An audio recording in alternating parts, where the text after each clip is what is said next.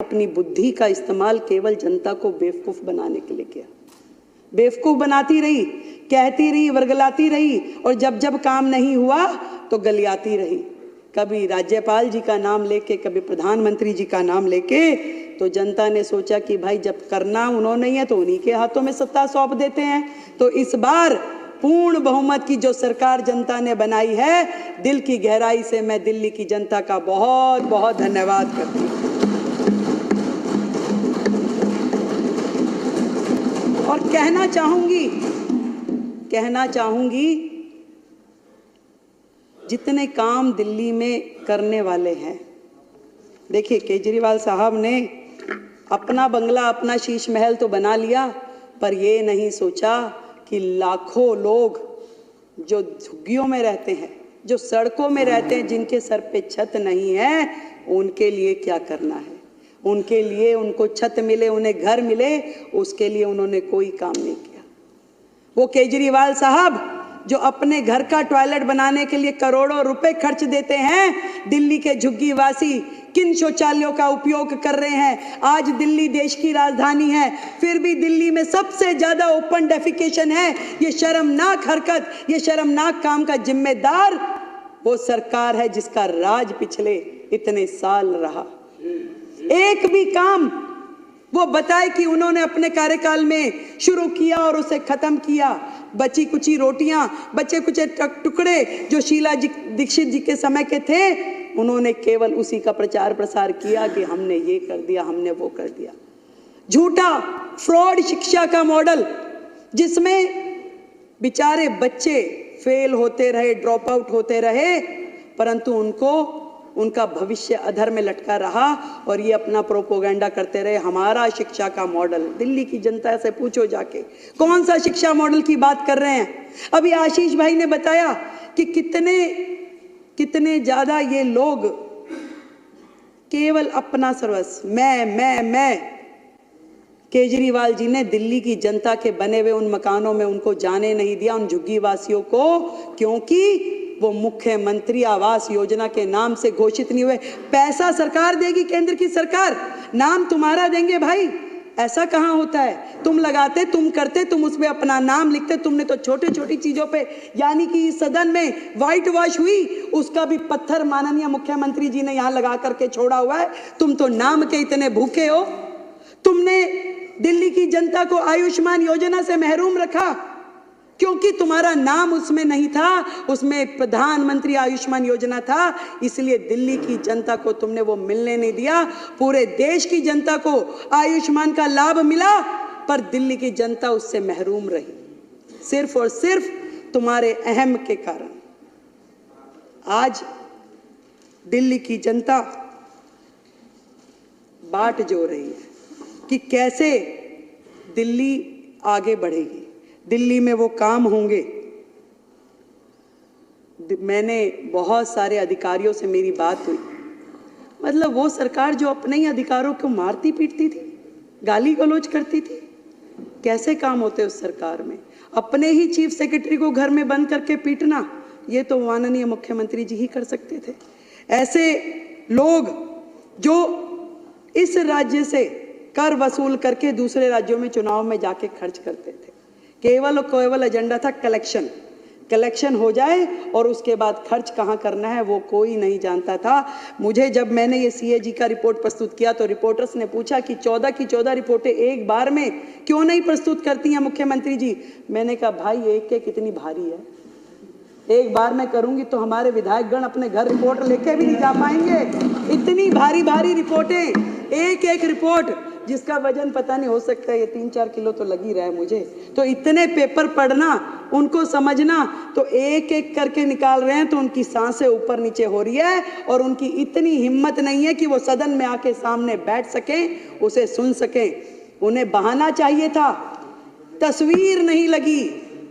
मैं उनसे पूछना चाहती हूँ, जो सरकार का एडमिनिस्ट्रेटिव हेड है, जो देश की राष्ट्रपति, क्या उनकी फोटो नहीं लगनी चाहिए? आज जिनके माननीय हमारे शहीद भगत सिंह, हमारे बाबा साहब, हम सब के पुरोधा हैं।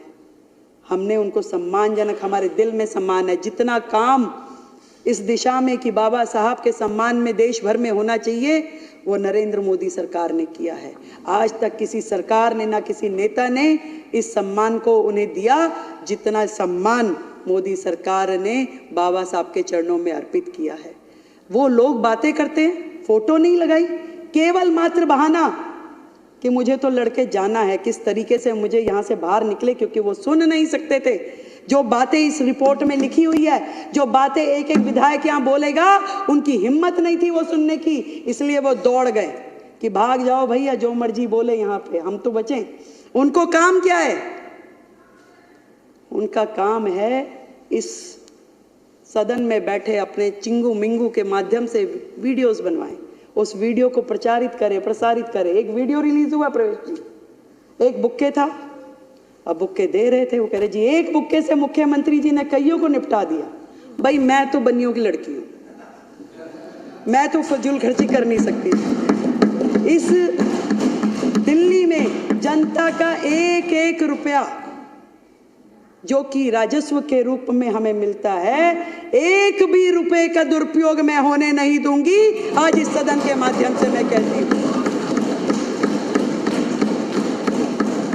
भाई एक बुक्के इस्तेमाल कर लिया तो क्या गलती कर दी भाई, पैसा बचाया है, खराब तो नहीं किया। और ये भी बताना चाहूंगी कि जो भी लोग इस लूटपाट में, भ्रष्टाचार में लिप्त थे, एक भी व्यक्ति को छोड़ेंगे नहीं, एक एक पाई का जवाब देना पड़ेगा।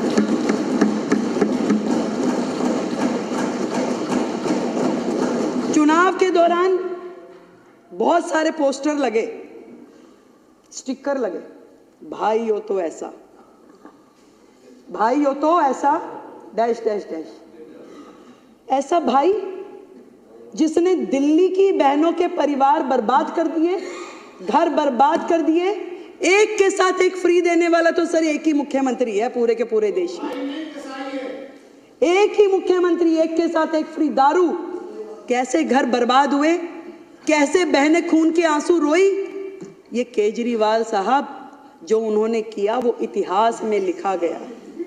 जो घर बर्बाद हुए, जब उस बहन का पति उससे लड़ता था तो वो 100 गालियां देती थी केजरीवाल को, और वही बद्दुआएं लगी है कि केजरीवाल जी की पूरी टीम सिमट के, जितने धुरंधर थे, जितने मुखिया थे, सब घर जाकर के दुबक्के बैठ गए।